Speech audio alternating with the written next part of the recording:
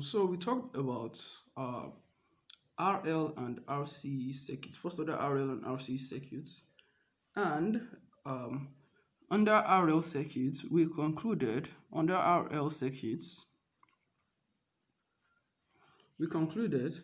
that the current IT at any point in time is given by I naught E raised to power uh, R over L over T. And under RC circuits, we concluded that the voltage V of t at any point in time is given by V naught E raised to power um, minus T over RC. If we look at these two cases quite closely, we come to realize that what actually determines how fast or the rate at which um, an energy storage device, be it an inductor or a capacitor, discharges its energy is the coefficient of T here and here. So in this case, that coefficient is R over L. And in this case, that coefficient is 1 over RC. Now, the inverse of the coefficient of T in these formulas is what we call the time constant, which is tau. Tau is what we refer to as the time constant. And in an RL circuit, tau is equals to L over R. That is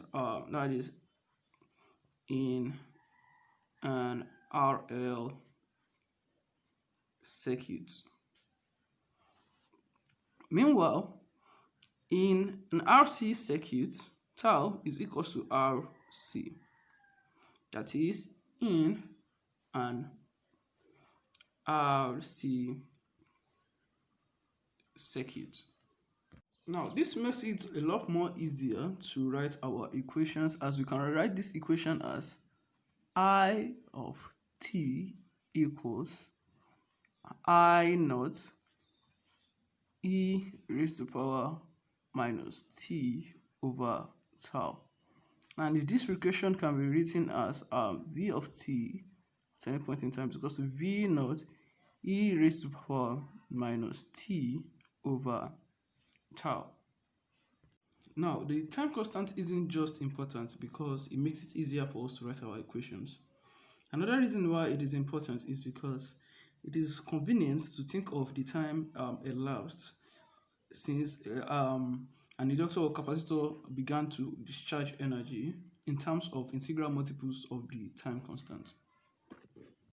Take an RL circuit, for example. When the time that has passed is equals to one time constant, tau, we would have it that I of t equals I naught e raised to power minus 1. And at that point, e raised to power minus 1 is equals to 0.37. That means that I of t at that point would be equals to 0.37 of I naught. In other words, the current is now 37% of the initial current. After two time constants have elapsed, that is t is equals to 2 tau, we would have it that I of t would be equals to I naught raised to the power e minus 2. So after two time constants pass, we would have it that the current is now 14% of the initial current. If we continue like this, we would realize that by the time we reach t is equals to 5 tau, I of t would be equals to 0.67% of I naught. For most practical applications, the amount of power stored in the energy storage device would have been considered as exhausted, because you've already used up 94% of the energy stored up in the capacitor. And when we refer to the time elapsed charging or discharging an energy storage device as a long time, we mean a time greater than or equals to 5 tau. At this point, we have charged or discharged majority of the energy that will be stored in the energy storage element. Now, the behavior of an RC or RL circuit during the period before 5t is what we call transient response. Transient response. But after 5t, the behavior after that is what we call the steady